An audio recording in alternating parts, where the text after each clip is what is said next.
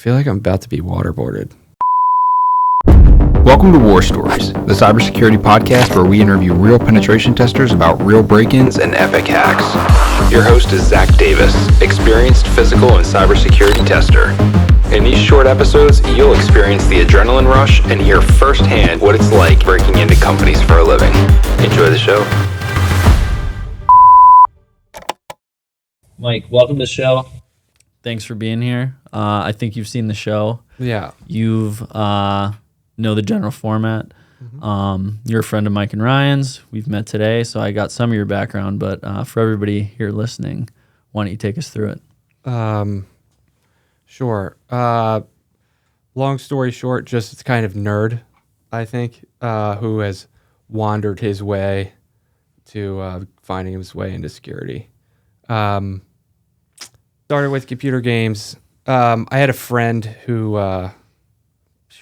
like the 90s, was like, you got to check out these ware sites. You can get like cracked software and stuff. And we were on AOL and AIM, and there was like pogs and prunners where you could kick people offline and play tricks with each other. And that turned into things like NetBus and Sub7.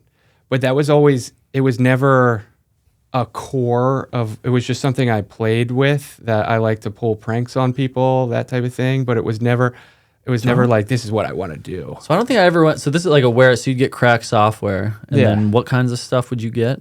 Like Photoshop, like name something, Windows serials, anything, like serials 2K. Sure. Yeah, I get all the cracked software, but you said like playing, like you get stuff you could play pranks on people. Yeah, so on those same sites would be other little like Trojans or little tools for like script kiddie things you could connect it to AOL, and there was these things called pogs and prunners, and you could basically AOL Instant Messenger rendered HTML, and the way that they worked is it would do like a bunch of nested H1 tags until it couldn't render it and it crashed the client. So you would send these, you would put in the person's username and say punt them, and it would crash their client. And that was it was just fun to watch the person go offline because you clicked the button. Oh, interesting. Because I was the AOL instant messaging generation, but the only thing I remember us doing, and this was way before I ever started thinking about cybersecurity, is you could mask the URL. Yeah. So you'd try and say like, oh, watch this funny video, and you'd send them to some nasty thing. Yeah. So I got in trouble. That's like the next level if you're actually crashing their client. Well, I got in trouble with one of those. So my parents didn't want to pay for internet access. So these are like the early things where I didn't know what I was doing, but it ended up being tangentially related to where we are now. Like, so my parents didn't want to pay for internet access. And at the time, there were these other providers. There was like NetZero and Alta Vista that you could download their client, and it would show ads on the screen. And then it would let you, after you watch so many ads, you could get free internet access. But the clients... Couldn't you get them on like, they'd mail you CDs that had a certain some amount of of them time work to that like way. minutes, and you still had to have a modem though, right? This was you had like to have the modem 56K. connected, but my parents didn't want to pay for like AOL or whatever. Yeah. So I was using these free things. My friend Terry showed me, you can get NetZero, and you install this thing and it captures your screen. You got to watch their ad thing, and then you can connect to the internet for like a half hour or whatever it was. And I saw how it worked, where like the initial program you launched another program that was the ad, and you could drop a return 0 binary, like int main return 0, compile that and drop that in its place, and you wouldn't have to watch the ad, and you would connect to the internet. And that was like the first hackery thing that I ever did. But I didn't know it was like, I didn't reverse engineer it. Yeah, It was just like a guess. Who told you how to do that? Because there probably wasn't like forum, or you were guessing. So where I got that from was that same hack was used for a video game, for Ultima Online. So Ultima Online was like another, I think that came out in like 1997, something like that. But there was another program that you did that same thing to bypass it to allow you to use this other tool called UO Assist. And so I was like, what if this works over here? Turned out it worked. And that was like the first, like, oh, hacker man. So you're basically just swapping out like the binary that ran the ads with something else you didn't have to was watch, just and empty, then and it wasn't smart enough to check. Yeah, That's and that super was like cool. the first thing. Like I didn't know what I was doing, but I knew what I was doing, sort of thing. And that just kind of turned. There was a bunch of other little things that I incrementally got more and more into it. I think the thing I was passionate about back then was like building websites. So I thought I was going to be a web designer. Ended up going to art school for a year. Didn't work out. Big surprise. You just like the coding part, not as much Well, the art part? Or? I didn't know the coding part. I liked the design part. And then I had to, this is like early websites, you know, they're pretty basic. CSS was kind of like kinda the new thing, you know, Flash was real cool. But just to make the header and footer on a page, I started using like PHP and ASP to do includes for the header and footer. So I would only have to modify the inside of it. Mm-hmm. And that was my first being exposed to like a programming language of any kind. Like, oh, with code, I can just include these pieces and then I only have to edit each body of the page. So that was like one increment closer. And then I mentioned Ultima Online. I played that obsessively for a long time, to the point where you could host your own server for it, and there was a scripting language for the server, and it was called Sphere Script, and it was its own language where you could create items and actions inside the game. It was an early MMO RPG, like World of Warcraft or EverQuest or whatever, before those. So if you were hosting your own server, you had some control over whatever the, I guess, characteristics of the game, or some of the, you can move some boundaries and stuff like that. And I was playing on somebody else's server and kind of like contributing to how that stuff worked. And then there were other tools that you could use. There was one called UO Assist that had its own scripting language. So between those things, I started getting more and more into, oh, you can write code to do cool stuff. And I eventually made the swap to, I went for computer science, and then I didn't finish that either. Oh, really? I'm not really a school guy. Hey, that's the story. Yeah, I always kind of say that, like, I spent this 4 years in, you know, getting this IT degree, but I think I learned more in the first like 3 months of my actual internship, where I was actually doing pen testing than I did in the other 4 years. Like, I don't know, you can only go so far with books, and like my brain didn't work as well. Like, I have to be kind of hands on doing something. I don't do as well with the theoretical. Right. Yeah, I'm in a similar boat, and I think nothing I've done until now has been planned. It's all just been kind of what's occurred. So even like leaving the computer science thing, I was liking the classes. I still remember it was like the intro to Unix-based operating systems, and I liked that class. Unix and Linux were new to me, and it was like the first time that you learn this set of rules, and then you can infer what else is going on in the operating system, where Windows always was like kind of confusing to me, structures that were different. So anyway, I was just blasting my resume out on places and ended up finding my way into a tech job. And that was hostmysite.com. And this is like 2006. Okay. And so they gave me a list of requirements for the things that I needed to know for the like interview process. And I just Wikipedia'd all of it. I knew none of it. Just like took a bunch of notes and learned enough about it that you could say something intelligent about it. I mean, if I was interviewing that guy, I would not hire him for sure. Like, it was patently clear I had no idea what I was talking about. The most memorable thing from that interview was, so I had used databases before, but not a lot, in very basic ways. And they're hosting providers. So they are talking about all the different technology, web servers, databases, Linux, Windows, whatever. And in one of the questions, the interviewer asked me, have you ever used MySQL? And I said, I don't know if I've used your SQL, but I've used Microsoft SQL before. And he still hired me. He thought that, did he think it was a joke? Because I mean, if you didn't know, I had no idea. It could be like kind of a clever joke. Like, he just laughs. I got the job. That's all I know. Host My Site. So that must have been like one of the first kind of software companies were starting to think about like software as a service and like using the cloud and stuff like that? Because I don't even really remember that, but I think it was you could basically just like build your own website. And So Host My Site had different parts of the business, but there was like a shared hosting platform, and they had like a early website builder, like a Squarespace, but like really rudimentary. And then still had to do a lot of HTML and stuff yourself. Those old ones would build it in like a JavaScript, and it was very kludgy. But they had, while I was there, they started with VPSs, which this is like, I think VMware really, while I was there. Did they call it a VPS back then? Yeah, it was so called that'd be a like VPS. a virtual private server. It's like you can build a virtual machine in the cloud very easily these days. But back in 2000, you said 2006, 2006. I was there 2006 to 2010. So that was a very new idea. Yeah. So we were using at the time a piece of software called Virtuoso before we adopted VMware over there. And Virtuoso was a shared kernel. So you didn't have like a real VM in there. It was just like it was almost like a glorified container where you had access to all of the services and everything were there.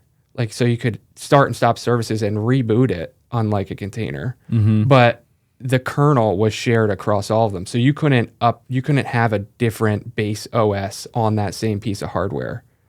Does that make sense? So like, kind of, yeah. I'm just trying to think how that. So it was like Fedora Core 4, I remember, was one of the operating systems running. If this is dating, because I don't know what Fedora version is out now, or like Red Hat 4, I think, RHEL 4. So we're at RHEL 9 now, I think is the edge. I'm not sure.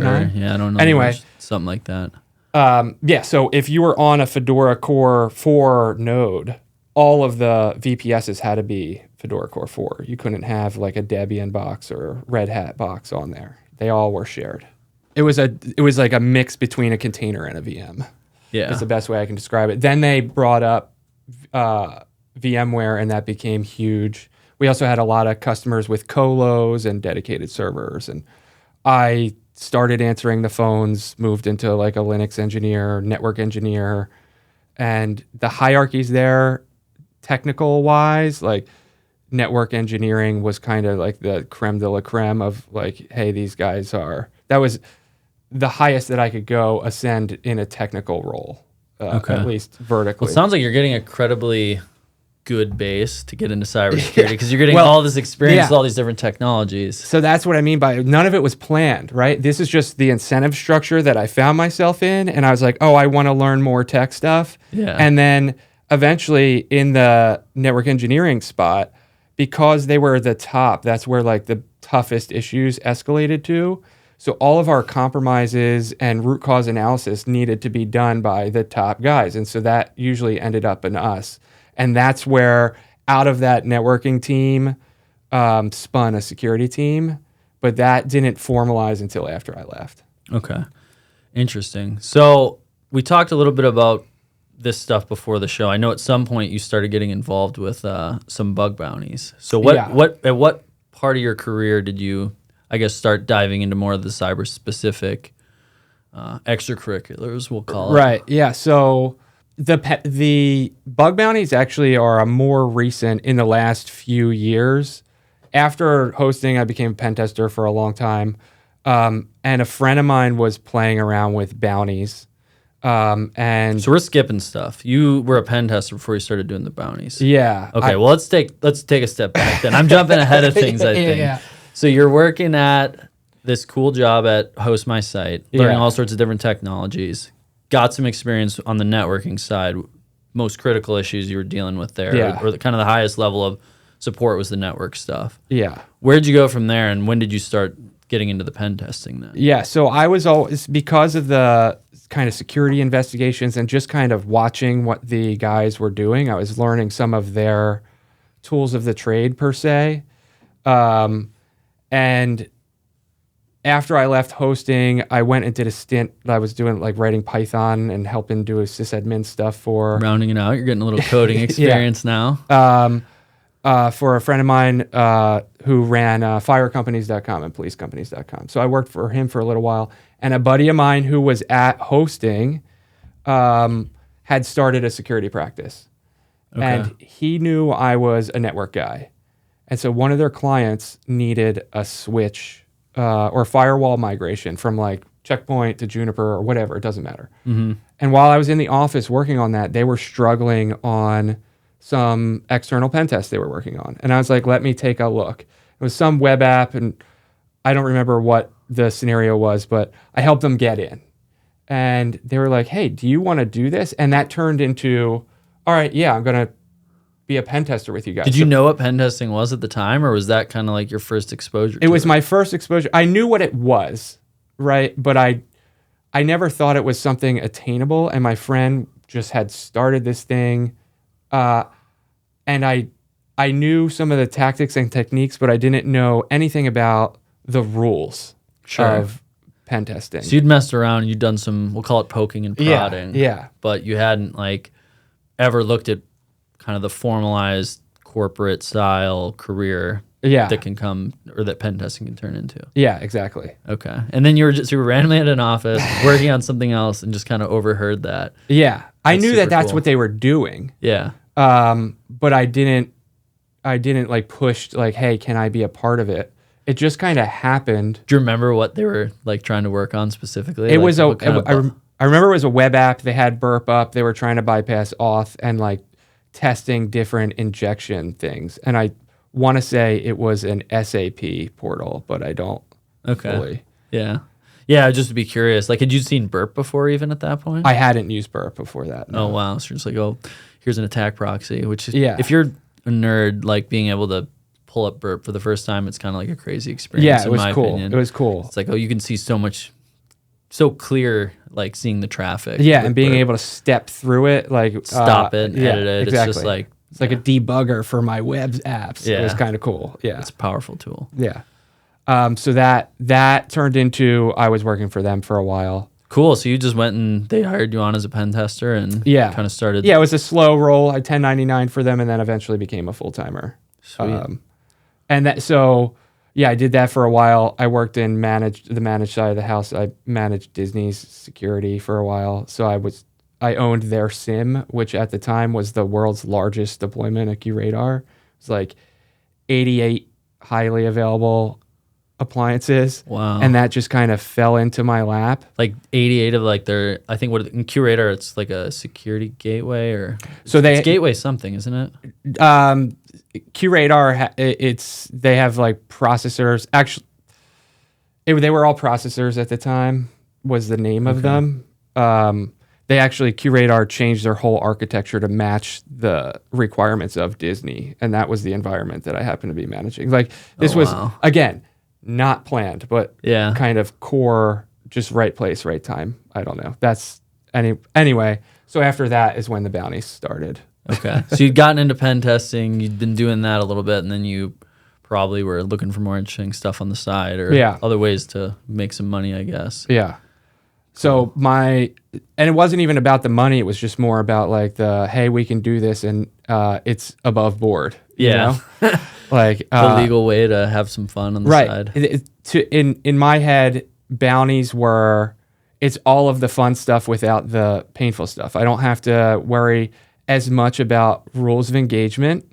There's a scope and it's kind of anything goes, just don't bring it down. Mm-hmm. And I don't have to write a crazy report and I don't have to have a bunch of meetings about it. I just submit it and see what happens.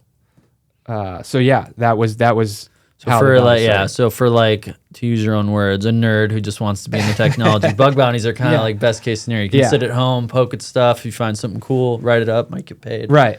Now the trade-off for anybody that's interested in bug bounties is you either have quick wins or you might spend 3 weeks on something and then find out that you're just not getting nothing at all. You know, that there is a limitless clock on how long you can pop again or, throw things at.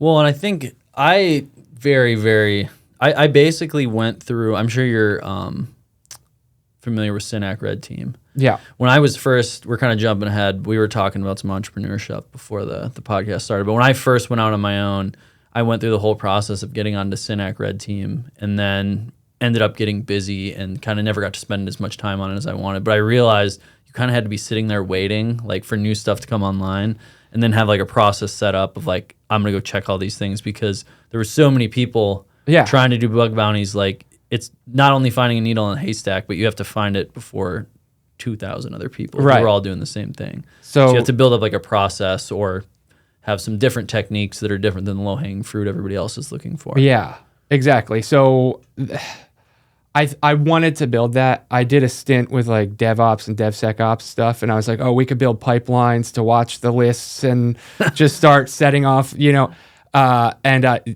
it turned into a project that was unsustainable. So, but yeah, so the bounty stuff, we had a couple cool wins. One of them was at Apple. I think we talked about it a little bit. Yeah, we're jumping around quite a bit, but I guess we can just get into it. We'll keep it fluid today. So yeah, do you want to tell the Apple story? The Apple story is pretty basic. So in the pen testing world, in the bug bounty world, at least kind of my way that I like to operate is I find cool little novel things that I like, and then I look for them elsewhere. So in the early pen testing days, for example, there was a lot of JBoss and Tomcat stuff that would show up. It would even show up as like informational in a vulnerability report. And so I would always start at the bottom, and I would just always look for JMX or Tomcat or whatever, and I just loved popping that. That was huge. I mean, I'm not sure exactly when did you get it? When did you start the first actual pen testing? 2011. Okay, yeah. So I was like 2013. Yeah, was it was still around a lot. It still is. It still is. I still stumble across it, but that was every pen test. Like when I first got it started, it was MS-08-067s. Yeah. You'd always find some of those, and that would kind of be your foothold. Like we didn't even really do relaying back then, which is crazy to think about now. Like you'd plug in and you'd scan 8080 looking for a Tomcat, or you'd MS-08-067, just find an XP box that wasn't patched. I mean, it was almost cheating for a while there between those two. Yeah. But so that same thing applies to bug bounties. So you find a novel thing, and now you're going to go look for the signature in that using whatever tools. So one of the tools that we use for that was Shodan. Mm-hmm. And the technique was a thing called Cisco Smart Install. And Cisco Smart Install, just as like a high-level definition, Cisco switches, a series of Cisco switches have a service running on them called Cisco Smart Install. And if you think about like a large organization that might have hundreds of switches, the idea of Cisco Smart Install is that you drop the switch on and you get the template config from a neighbor, so you don't have to write it all from scratch, and then you customize it from there. So is it setting up like basic stuff like usernames and passwords and like basic IP scheming, that type of thing, and then you'd go in there and actually configure the switch? Yeah, that was the idea of the service. I think it's might still exist in some practical use, but it was an instant nightmare security vulnerability because it was like this trustless, hey, I can talk to you, let me get your config. Yeah. So it's almost like meshing, but done super insecurely, kind of. Or the idea was, I feel like a lot of organizations or technology companies were trying to do meshing things there for a few years, where it's like leveraging a whole bunch of other different people's cameras or whatever else. Even just still doing it. Like UPnP. It was like, it's like that, but for configs. You know? Like it's wild. Yeah. So I never used it from like a using it perspective, but I saw it on a pen test. And so anyway, I had remembered that. We looked for it when we were doing the bounties. And one of the places we found it was this little branch office in somewhere in California that was an Apple office. And so that caused us, we saw the signature of it, and what we ended up doing was looking in the larger network where that signature existed. So we were able to get into that particular switch and look at what else was connected to it. So with Cisco SMI, one of the things that you can do is pull the config down. So we pulled the config down and just kind of looked at it. Yeah, because that's what I was going to ask you is like take me through the actual like I guess attack chain or exploit chain for if you find an open port related to this Cisco service, you can pull a config. What other types of what's the exploitation So flow look like? There's a couple of tools for it. I think there's even a Meterpreter module or a Metasploit module for it now, but there was like a one-off kind of POC Python tool for it. And there's a couple of different options. One is you can pull the config down. The other is that you can push a config on. That's the dangerous one. Yeah. And so the tool allowed you to kind of say what to add to the config, but behind the scenes, it downloaded it, added that stanza, and pushed it back. Or you could point it to another file that you wrote and say, upload that. So that's the options available.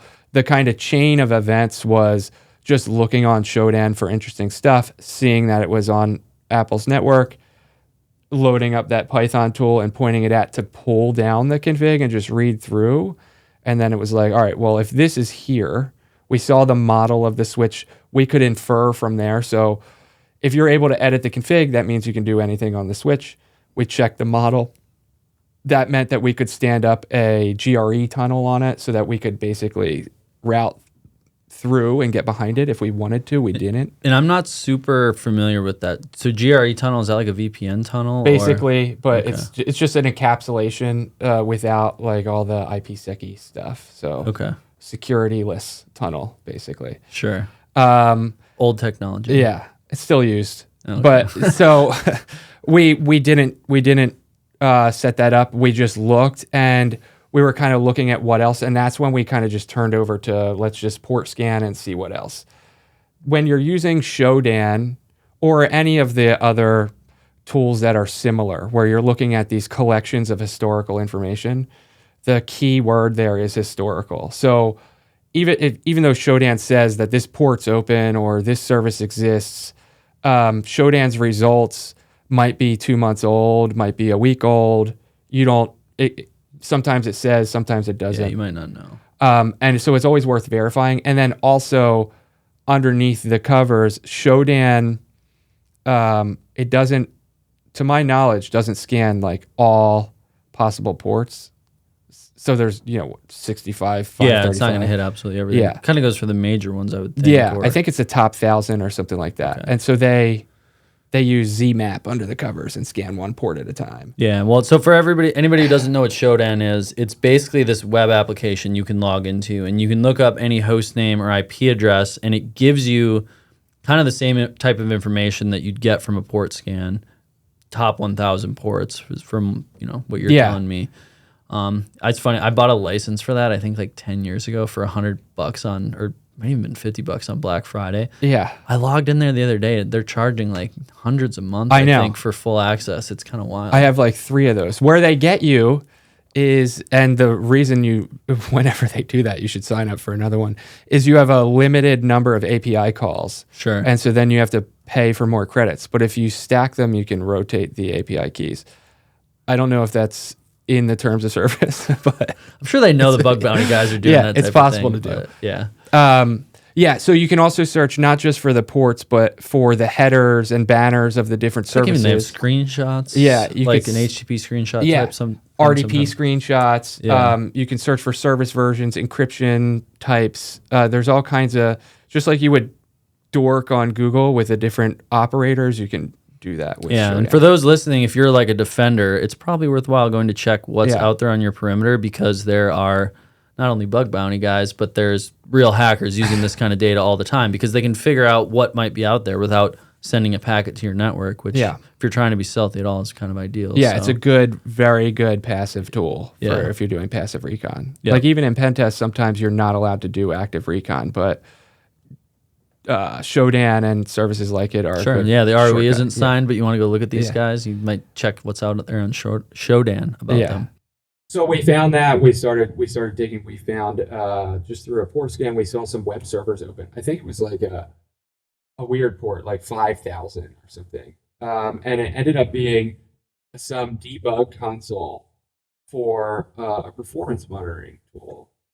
And one of the other techniques for bug bounties for hacking web applications in general is collecting all of the endpoints from possible APIs. And so those are listed in all kinds of different files. There might be JavaScript files or whatever, and you can pull those down. So we ran a series of tools to get all of the possible API endpoints that this debug app knew about, and we were testing around with them what they could do. And we ended up seeing one of the things I want to say was like the output of a CLI tool. So I don't remember what the tool was, whether it was like ping or something like that. But we just did like a basic put a semicolon in and put something out, like put ID in, and it spit out the username. Command injection. Yeah. So we were like, okay, reverse shell, and we got proof that we were that person. That's all you need. Here's the technique. If you go to this URL, you post this, take a screenshot of the output. We showed the full ID, GID, whatever, that we had a shell. And so between those two, that was our two bounty wins for Apple. That was like a 3-hour process. He called me in the morning like, hey, do you want to check some stuff out? And by 2:00 in the afternoon, we were done. And I was like, is this how easy? And the answer is no. That is not. I was gonna say, I think that wasn't your first. That was my first like big win. Okay. I had done other ones before, none of them that exciting and none of them that quick. But it was just funny to me.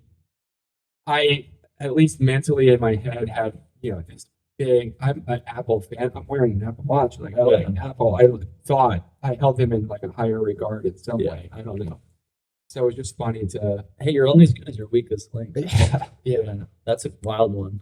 Well, I've heard quite a few bug bounties. I have like a few friends who do a lot of them, and I don't think I've ever heard of one at such a big organization that had such an active exploit. A lot of times it's like they find cross-site scripting, right? Something like much more simple and less impactful. But you actually breached their network. And so my friend who opened up the world of bounties to me kind of drilled it into me that there's his viewpoint, and I'm mimicking it at this point, is like your wins should be prideful. So you can go after cross-site scripting, but really, do you feel good about finding a cross-site scripting? Like, is it really that weaponizable? Is it that dangerous? Or do you want to find something hard? We talk about that. I mean, even just our approach to pen testing at SEVN-X is I'm always trying to hammer home real world risk. That was one of the greatest things about going off on my own and starting my own companies and then working for this company, which it's I'm not putting an expired SSL certificate in your friggin' pen test report because it doesn't matter. What's the impactful thing that's actually going to get you hacked? Highlight all that. We'll still run the scans. We'll still look for that stuff. I'll put it in an Excel book and give it to you so you can go and fix that stuff. But it's not impactful. And that's what I think is cool about that bounty is that could have turned into, who knows what kind of breach. That could have been, you're talking the stuff that's in the news. Right. If the wrong person had found that hole, it could have been a completely different story. Yeah. And there was, there's a few of those. So this is the trade-off. I'm in agreement, first of all, with what you said about showing real findings to people on pen test. And I think the other thing, just kind of pulling that thread a little bit, is being okay when there's not major findings. And I think as a pen tester, sometimes scopes are tight. You might only have a few things to test and there's not really a whole lot there. And for me, the first few times where that happened, there's not a whole lot to give. I felt less. I feel like you fail. Yeah.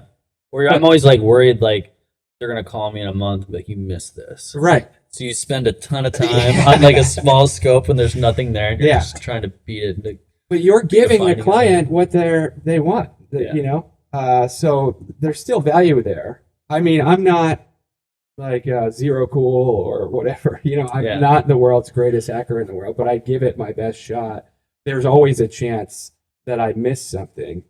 But just because I don't find that way to get, domain admin on every single pass doesn't mean that I'm not providing the value. And I think that was hard for me to absorb.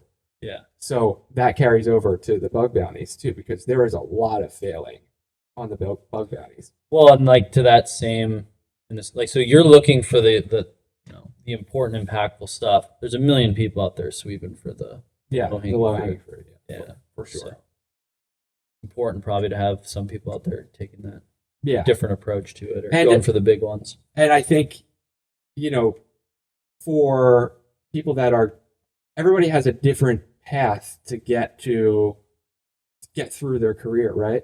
So there's a whole bunch of people that their first chance at exploiting something is going to be on the bug bounty programs. And so what they feel from finding a cross-site scripting is the same thing that you feel for getting root on a client server, Sure. And so it's all this, everybody needs their wins. Leave those wins for those guys. Yeah. That's how I feel. For sure. Yeah, it's interesting to think about because you stumbled into pen testing and I kind of stumbled into pen testing. I feel like that just doesn't happen anymore. Yeah. It's like there's so many really smart people out there who are deliberately like, it's a different game than it was 10 years ago. Yeah, it's very strange to probably at least once a year I go on a diatribe about how weird it is that there's cybersecurity master's degrees and stuff now. Like it's just meeting somebody who is well on into their career and it was planned to be a security guy from day one. Yeah. That's just crazy to me. Yeah. First internship I got, I had never heard of pen testing. The reason we found out about it is me and my buddy Brett, who was on the podcast a couple weeks ago, we had been basically cracking Wi-Fi's and had heard about Reaver and doing the WPS thing, and they sent a job rec for an internship to our department, and we saw the Reaver on there. What the hell is this? We can get paid to use these tools. It was mind blowing. I was applying for the Geek Squad at the same time. Right. It's just like crazy now that people like in high school know they want to be a pen tester and that's like their whole career goal. Yeah. It's cool. I think the whole cyber, or security, information security industry is trending in the right direction. A lot of smart people getting into it, but it's fun reminiscing about. Well, you see it. So days. I don't know. Are you like a con guy? Did you go to like the cons? I did a lot when I was first getting into this stuff. Like the first 5-6 years of my career, I burned out on Vegas. I haven't been for quite a while, but I wanted to go this year and it just didn't work because of a personal conflict. But I might try and get out next year. You see the transformation there. So like my first one was DEF CON 17. In the Riviera, I think there was like 4,000 people, and now you go and it's like this huge thing. The first year I went was at the Riviera, but I think it was the last year it was at the Riviera. Or no, it wasn't at the Riviera. It was at the Rio. The Rio. It was that year or two they did at the Rio before I think it Bally's and went Paris. to Bally's, yeah. So you were like, because I think that might have been 20 or 2 that I went to, something like that. This was a few years before that, probably. Yeah, DEF CON 17, I credit going there to like changing the trajectory of everything. First of all, when I got there, I feel like this happens, people describe it in like athletics. Like if you're like one of the best guys in your high school football team, and then you can make it to the college team, and you're like, I'm not good.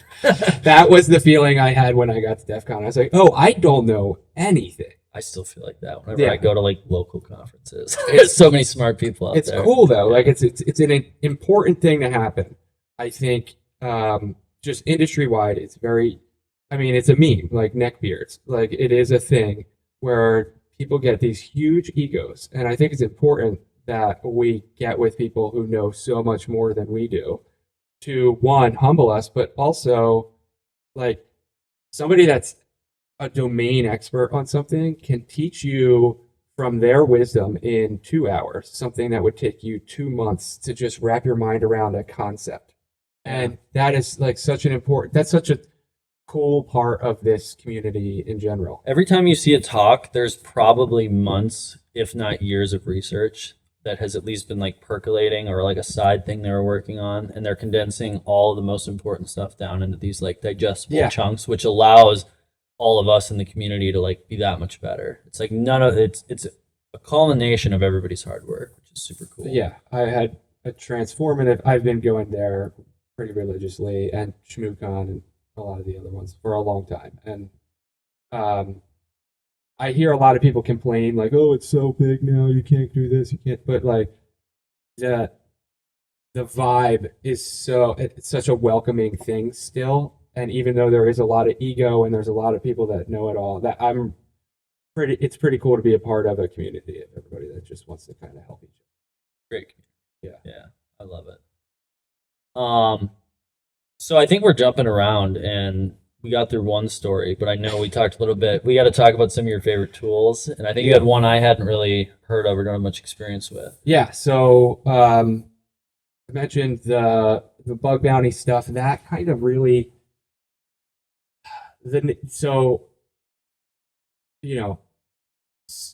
offensive security is like a never-ending OODA loop. OODA loop? An OODA loop. Observe, orient, decide, act. Sure. Right? And so a lot of that is like gaining some sort of information, getting recon, doing something with it, finding some more information, kind of continuing to loop through it. So in the recon world, the OSINT world, whatever, there's now like a formal project, ProjectDiscovery, who makes a series of awesome tools. They have SubFinder, which is, I think most people have used it some sort of. I've been using SubLister for years, but I'm sure it's pretty similar. Okay. Yeah. Subdomain enumeration. Yeah, and you can plug it into different data sources. So you could plug it into, you name a different third-party threat intel feed or other. Sure. They have HTTPX, which is really cool for getting basic information about the target, what ports are open, what web server versions are on there, is there SSL or TLS, TLSX that takes that a little step further in digging into DNSX. That's really good for enumeration of like brute forcing DNS names, or even just verifying that a record exists and is a particular type. So one of the things that you might do is like the showdown type thing. You might get a list of records, or even use SubFinder to give you a list of all of these host names that it finds in all of these different databases of information. You could pipe that into DNSX, get all the records, and get the records that are alive. Sure, the ones that are valid. Yeah, because I think a lot of times, at least with SubLister, even you get a ton of stuff that is, I don't know, where it's pulled out of like old it's like Wayback Machine is one of the places they use. Yeah, or like SSL certificates that have been generated but are no longer valid, and it's like that information is sitting in some database, and so you get a whole list of subdomains, but they don't actually resolve to anything, right, or they're dead. Exactly. Yeah. So that, and with HPX and TLSX, you can get, for example, if you get SubLister or SubFinder, you can pipe that into HPX. You can give it the arguments to pull out all the alt names for the certs, because so you might have host name, host ABC, but there's 5 different alt names. So now you have 5 more host names that resolve to that server. And what do they look like? And you can pipe that into FUF to fuzz the different host headers. So all of the tools are meant to be piped in and out of each other, and they can give you standardized JSON output. So it's really good if you're like a data manipulation nerd. Sure. Or you're trying to, scan huge parts of the internet for these bounties. You can automate, I would think, a lot of the reconnaissance so that you're just looking through like the most important details. Yeah, it makes it, at the very least, for anybody that's doing external pen tests or doing recon or doing bug bounties, at the very least, you can make yourself a bunch of really useful one-liners by hobbling together some ProjectDiscovery tools. So I can't speak highly enough about them. And they have a tool called PDTM, and PDTM is like the all-encompassing installer for all of their other tools. They're all written in Go. They're pretty performant. And they have another vulnerability scanner called Nuclei. Okay. And Nuclei is it's relatively extensible. It works on TCP or like different protocols. Like you could point it to HTTP and kind of speak in HTTP or HTTPS. And there's community repo of vulns in there, and then it's its own kind of standardized templating framework. Okay. It's in YAML, Sure. pretty easy, just indent.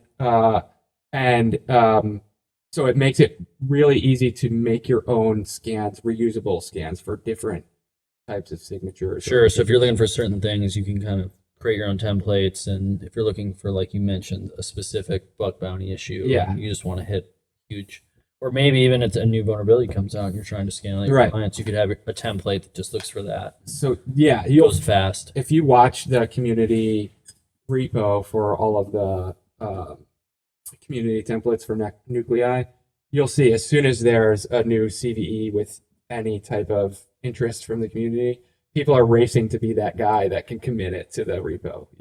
I committed to the repo. So, but there's all kinds of cool tests on there. Nuclei is a really useful tool for bug bounties, for doing web app tests, and for doing externals.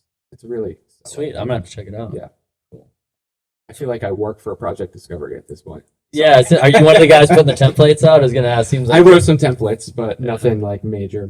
Just like out of band header injection stuff. Cool. Yeah. So I think before you mentioned you might have one more story, something about working a team project. Yeah. So I think I've been, part of a bunch of different pen tests, social things, like across the space of offensive security. Most of those were solo, like just one man, one customer type deal. My favorite ones were when we were operating as a team. Couldn't agree more. Nothing's better than hacking with a buddy. And so and then the thing that makes that even better is when the customer is like, the scope is whatever you get.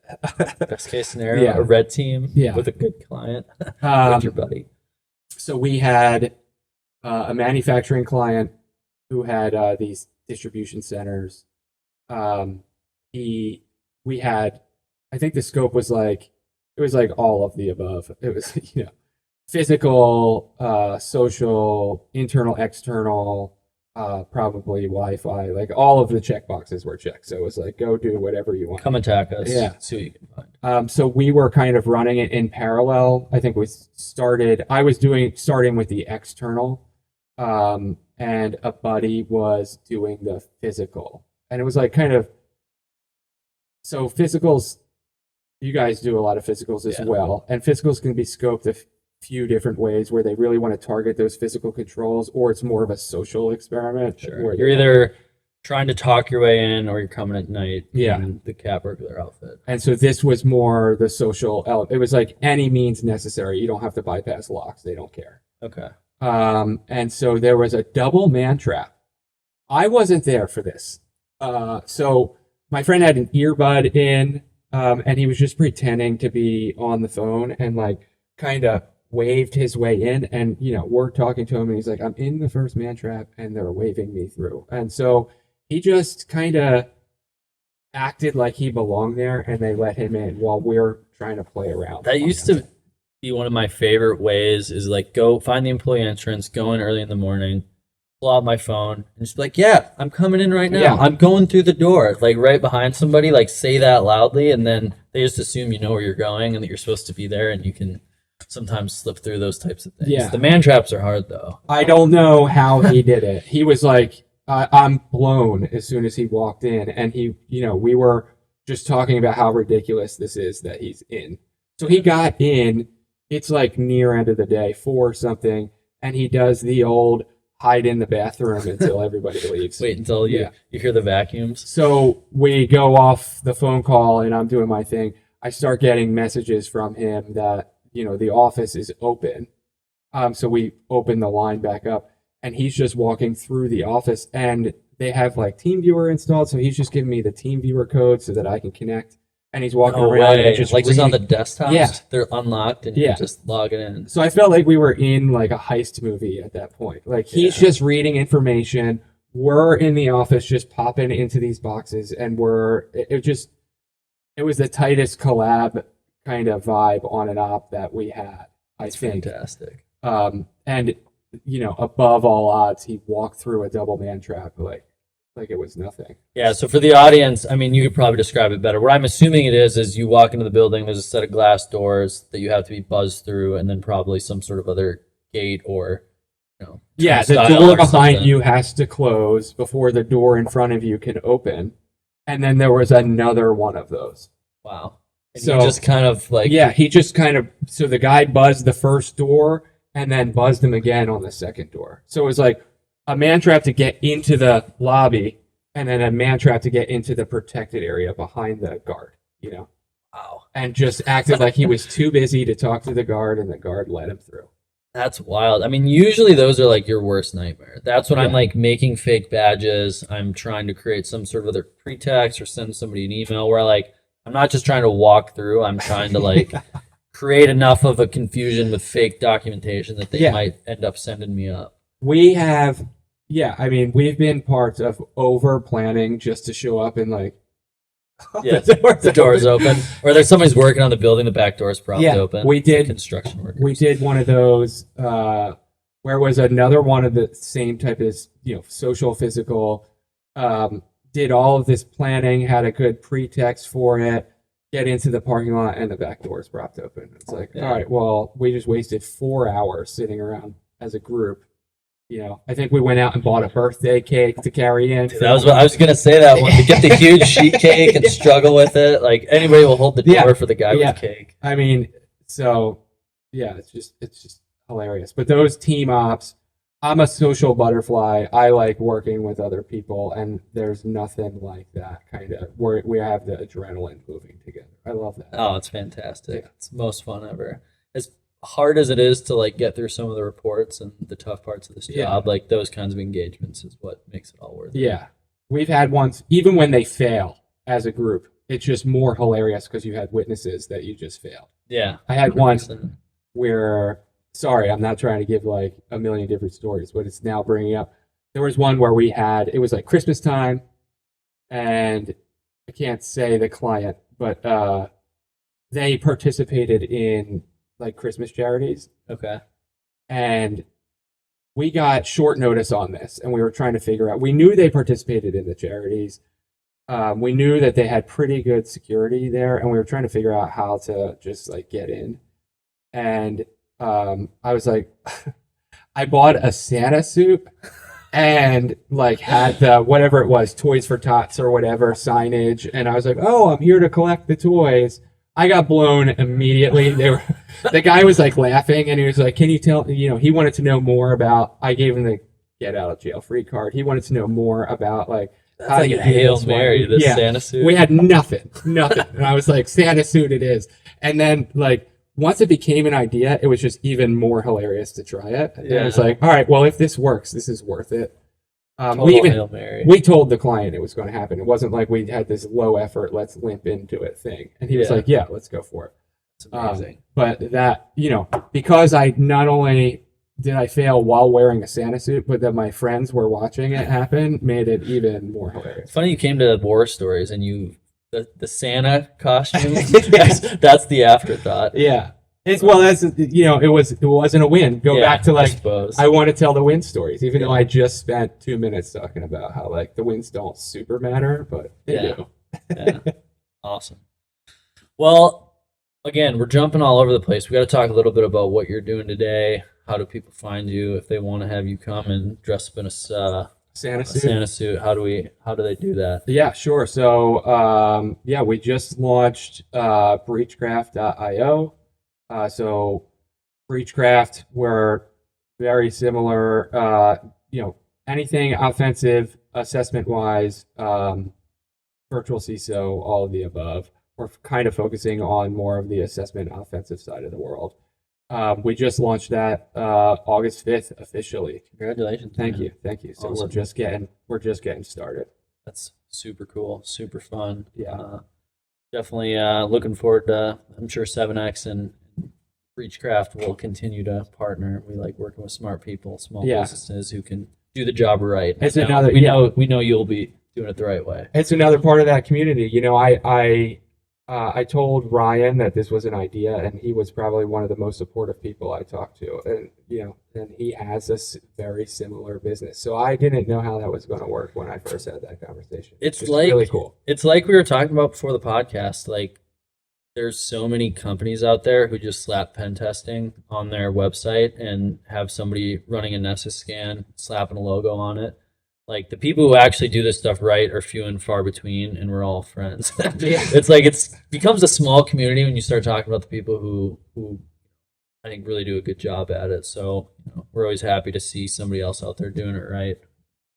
Rising tide raises all ships. Yeah, same boat. I love it. We're excited to see what you guys do. Yeah, same here. Cool. Do you have a GitHub or anything else you want to? I have a GitHub, but there's not a whole. I was never really super contributing a ton on there. Okay. It's pectoral with a 0. Okay. And so main one is breachcraft.io. Breachcraft.io and then Breachcraft on all the different socials. Fantastic. Well, thanks a lot for being here. This was fun. Some good stories. It was fun jumping around. And, I have ADD. Man. Yeah, no, it's all good. We might have to have you back for another one at some point. Of course. Thanks anytime. for being here. Cool. Sweet. Cool. Thanks. Thank you.